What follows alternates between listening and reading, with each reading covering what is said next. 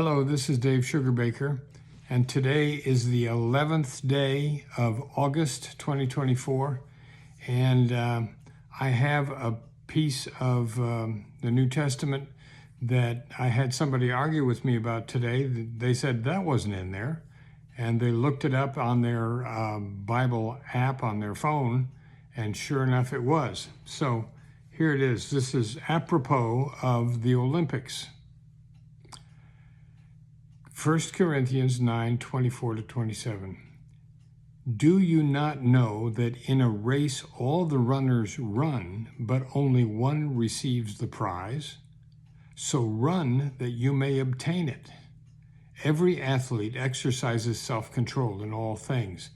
They do it to receive a perishable wreath, but we an imperishable.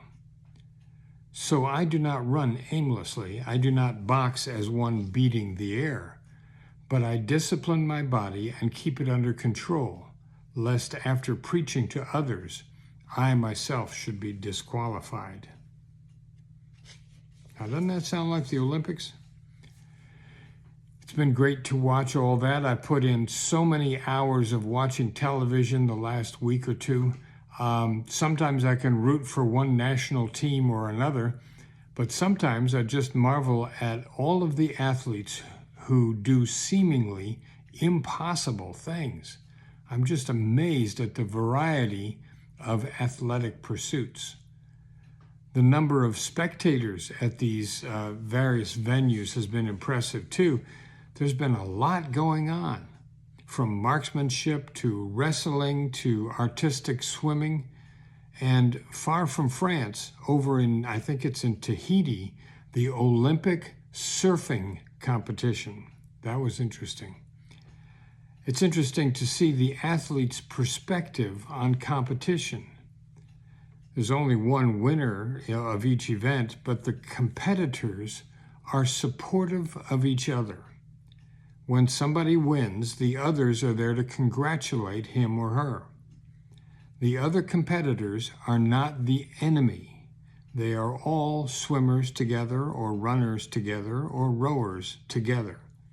Wouldn't that be an interesting way to conduct American politics?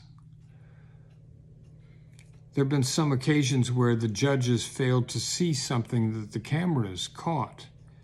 One of the female gymnasts was doing her floor exercise for the final event, the final in that event, and she appeared to step out of bounds. And so the judges saw what they thought was an error and deducted the appropriate amount from her score. But others saw the whole problem, and that was that the gymnast was on her toes and never put her heel down. If she had put her heel down, she would have been out of bounds, but she stayed on her toes. And her score was appealed after everything had happened, and the score was changed, and she won a medal.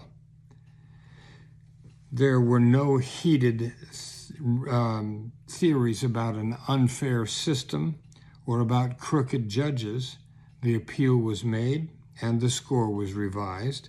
And sure, there was disappointment from the gymnast who had initially been declared the winner of that medal, but the scoring mistake was rectified.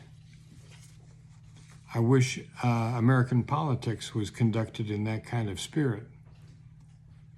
I heard an interesting definition of winning the other day. A coach was telling a fledgling athlete that she had won, and the athlete was confused. Coach, how can you say that I won? I came in last. And the coach asked, what was your time today? The athlete said, 1 minute, 59 seconds. And what was your time yesterday? And the athlete said, 1 minute, 64 seconds. And the coach said, you ran your personal best today. You won. Wouldn't it be interesting to see our competitors as pushing us to do our personal best by doing their personal best, instead of turning competition into a problem and demonizing the opponents? It all depends on how we look at it. There's a tale of a Hasidic rabbi named Zusia. And Zusia was a timid man, a man who lived a humble life. And one day, Rabbi Zusia stood before his congregation and said, "When I die and I have to present myself before the celestial tribunal, they will not ask me, 'Zusia, why were you not Moses?' Because I would say, Moses was a prophet and I'm not. They will not say, 'Zusia, why were you not Jeremiah?' For I would say, Jeremiah was a writer and I am not. And they will not say, 'Why were you not Rabbi Akiba?' For I would tell them, Rabbi Akiba was a great teacher and scholar, and I am not. But they will say, 'Zusia, why were you not Zusia?' And to this I will have no answer. We want to be the best me that we can be, the best parent, the best partner, the best friend. How do we live our life without regrets about why were you not? How do we live our personal best life? What that coach was talking about when he said to the neophyte athlete that she had won when she did her personal best. It begins with living with integrity.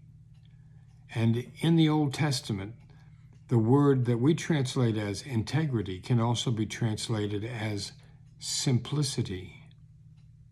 But integrity is simplicity, soundness, completeness, uprightness, sincerity of heart and intention, and truthfulness. A person of integrity is honest and genuine. Integrity is when your beliefs and thoughts and actions come together. Integrity is finding your giftedness and sharing it. Integrity is knowing your strength and showing it. To have integrity means we do the right thing because it's the right thing to do. Having integrity is having character, consistency, commitment, and congruency. A life of integrity means you will not have to be asked why you were not authentically you. It all reminds me of the Shaker hymn from the 1850s or so. "'Tis the gift to be simple." Now, the word simple again is the same as the word integrity when it's translated in the Old Testament.